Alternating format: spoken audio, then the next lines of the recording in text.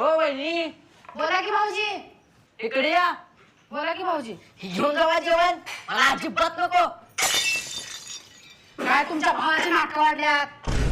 काय झालं ग? एवढ्या करायला लागलीस? तुमचा भाऊ तर अंबानीच आहे. आज तर हद्दच पार झाली. का? काय झालं ग? एवढा चांगलं जीवन बनवून दिल ती टाकलं माझ्या तोंडावर आणि मला उलट बोलाले. होय का? त्याची एवढी हिंमत वाढली का? थांब, त्याला बघतोच आता. तो थांब इथंच. अरे पका थांब.